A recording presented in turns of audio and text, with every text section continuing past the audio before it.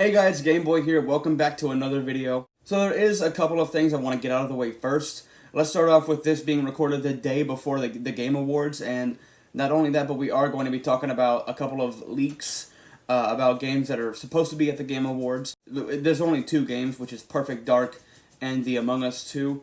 So when we get to that, I'll put a timestamp up for you to skip ahead if you don't want potential spoilers. So this first story comes from Age of Empires. So a YouTuber named ColinFurze, he's someone with over 10 million subscribers. I feel bad that I never knew who he is until now. But basically he builds real life things from video games such as Age of Empires.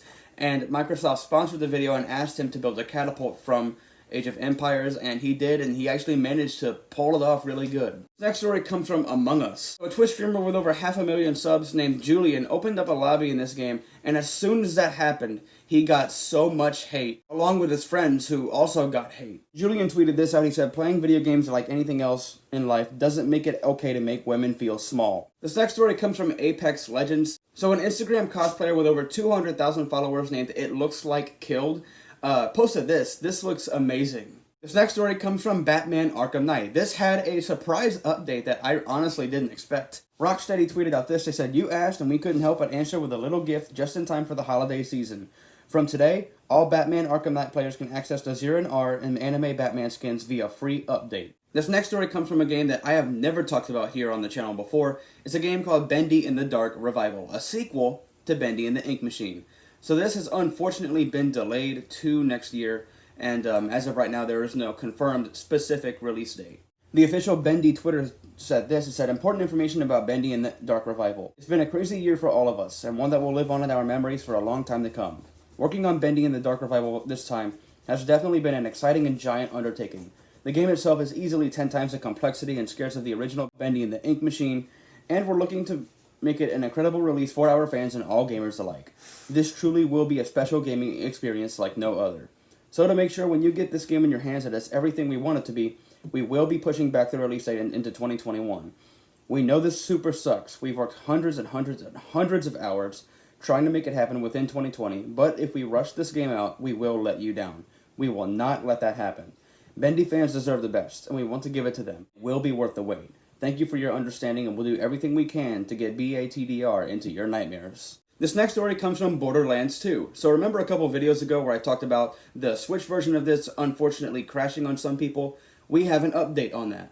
The official Borderlands Twitter tweeted out this. They said, "A patch for Borderlands 2 on Nintendo Switch has been pushed live to address reported stability issues some players experienced. Thank you for your patience. We worked on the fix." This next story comes from Counter-Strike Global Offensive, or CSGO for short. The next major has unfortunately been delayed with everything going on in the world with this global pandemic. I honestly don't blame them. It said this on the official CSGO website. It says, "So what's the plan? First, we're going to hold off on scheduling majors until, at a minimum, regional major ranking, or RMR for short, LAN events are safe to hold around the world. Until then, we expect to continue to hold RMR events to keep track of the best teams in each region." This next story comes from Danganronpa Trigger Happy Havoc. So unexpectedly, just out of nowhere, Terry Crews live streamed this game with his son over on Twitch, and has had a lot of positive feedback. A Twitch streamer with over 19,000 followers named Quezzy tweeted out this. He said, "If you're having a bad day, here's Terry Crews calling you his little pog champ." And another streamer with over 2,000 followers named Mugen Dayo tweeted out this. She said, "Everybody's talking about Terry Crews playing Danganronpa, but nobody has said anything about the fucking monster of a PC he has back there." And this next story comes from another game I've never talked about, and that is Darkest Dungeon. So for context, YouTube has been claiming a lot of YouTubers who use the music from this game, even though the composer of the game, Stuart Chatwood, gave everybody his permission to use the music. Stuart Chatwood tweeted out this. He said, "Hi YouTube, can you please stop setting Darkest Dungeon streamers copyright flags for using my soundtrack? Gamers have my permission to post/monetize videos of their gameplay/tutorials.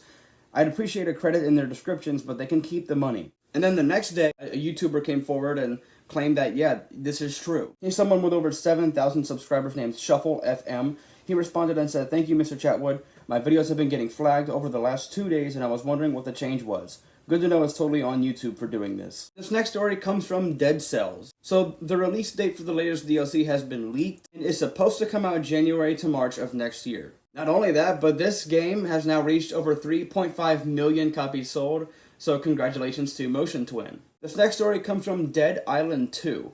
This has been teased on Twitter, and no, I am not joking. After so long of this game being in development, it's finally been teased over on Twitter. So a Twitter user named Wyrony said, "Give up, man. It's not coming. Just move on to Dying Light, lol." And then Deep Silver responded and said, "We wouldn't be so sure about that." And then Wyrony responded back and said, "Excuse me, what? Ain't no way, you're tempting me too hard. If it is in the makings, I'm all for it. I already gave up on the dream multiple years ago. I hope you're not giving me false hope, Deep Silver." And then Deep Silver responded and said, "We're not quite ready to talk about the latest Dead Island just yet, but when we do, you'll see it here." This next story comes from Demon's Souls. So remember a couple of videos ago, or not a couple, more of like a while back, where I talked about a Twitch streamer named Luality, and she beat Dark Souls 3 with just a dance pad from Dance Dance Revolution.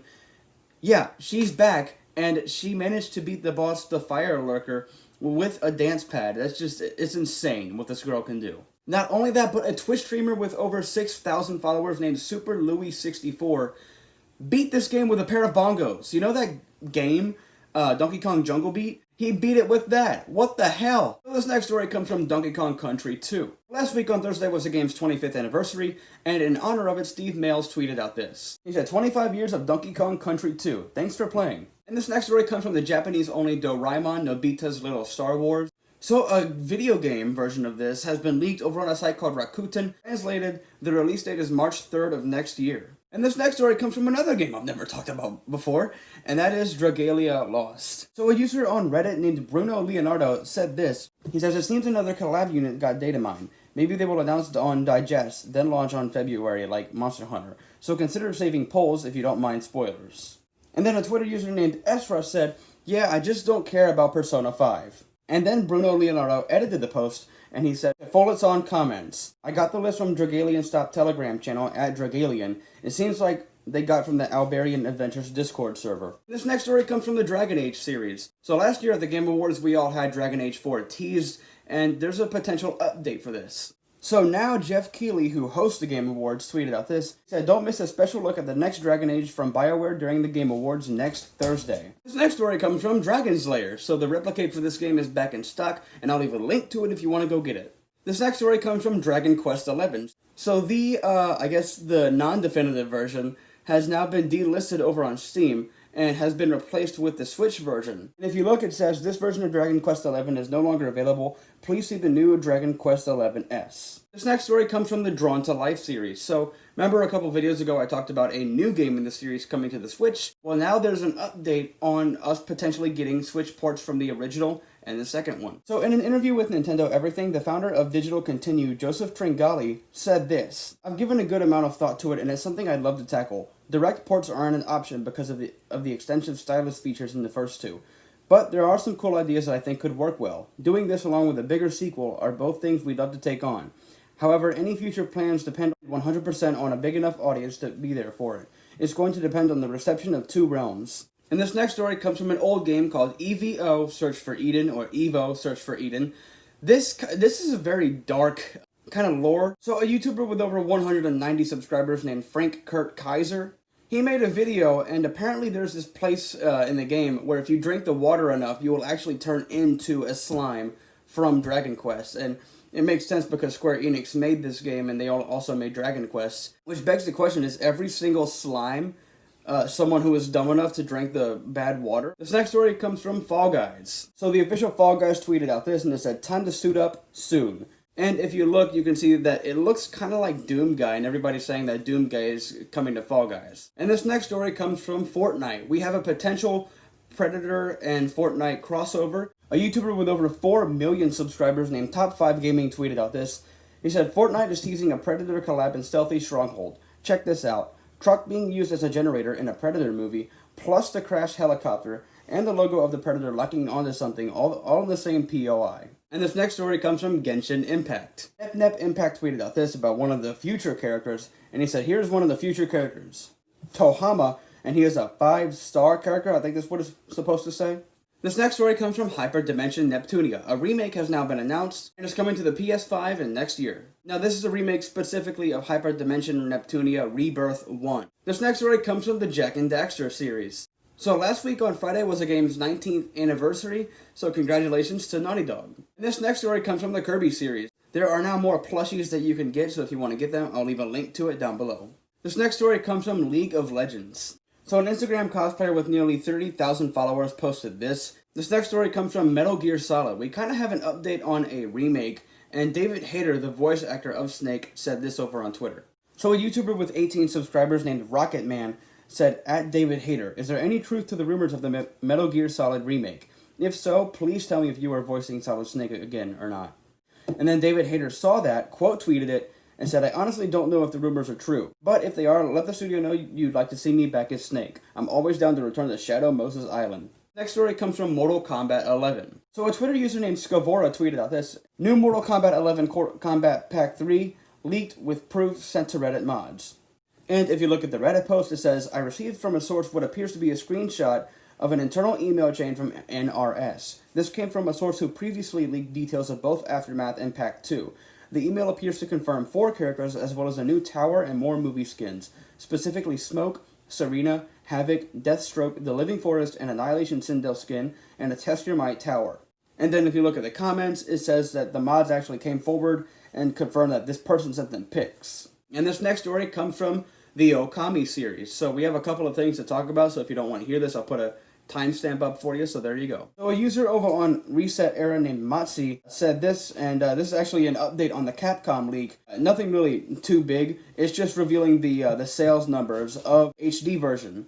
And it looks like the Switch outsold literally everything with over 600,000 copies sold. And this next story comes from Okami Den, the sequel to Okami. And Shibitarasu and Dark Shibitarasu are getting figures from First 4 Figures, and unfortunately they're not out yet. This next story comes from Paper Mario the Thousand Year Door. Nothing really happened, but this is probably my favorite thing to talk about. So a person who does some wood carving carved the box art of this into it, and you can actually buy this right now. I'll leave a link to it if you want to get it. This next story comes from Perfect Dark. Now this is a leak over on 4chan, but at the same time I'm not really taking any chances. What if this is real? What if it's not?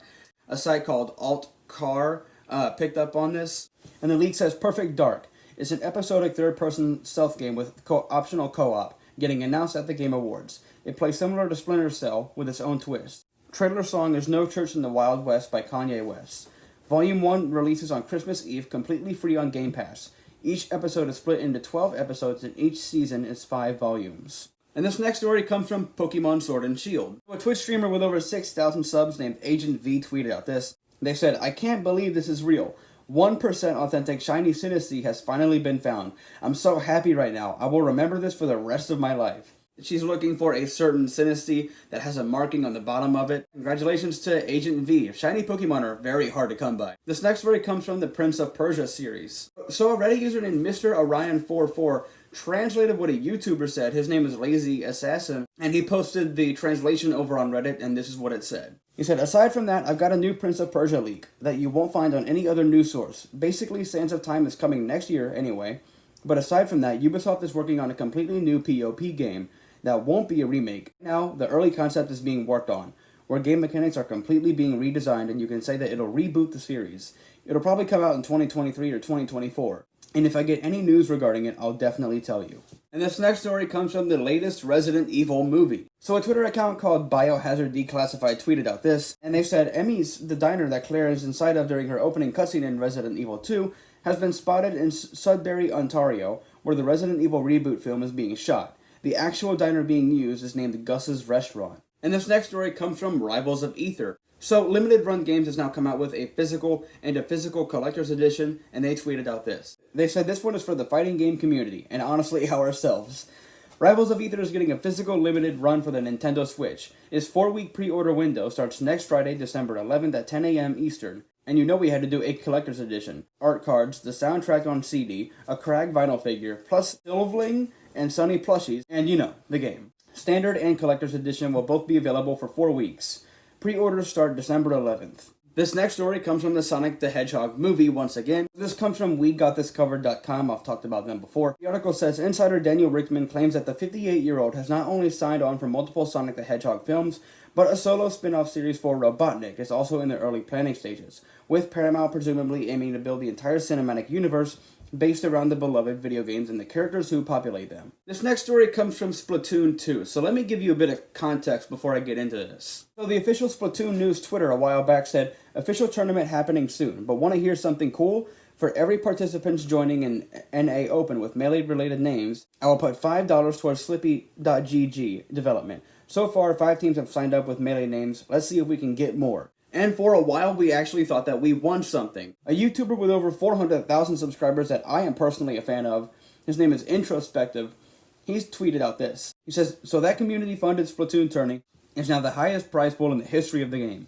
Massive L for Nintendo, massive W for the Splatoon community. And then once the tournament came, obviously one team won, one team lost, and all of a sudden, before the finals, Nintendo canceled this. So a Twitch streamer with over 300 followers named Slimy Quagsire tweeted out this. So the Splatoon community, in support of the Smash community, has 30% of the top teams in this weekend's Splatoon 2 Open with team names in support of Melee and Smash. So what does Nintendo do? They canceled their livestream for tomorrow's finals. Kind of funny that they'll sever their own support that they love to parade around as something so fantastic just because the Splatoon community wanted to stand in solidarity with the other scenes that Nintendo outright harms.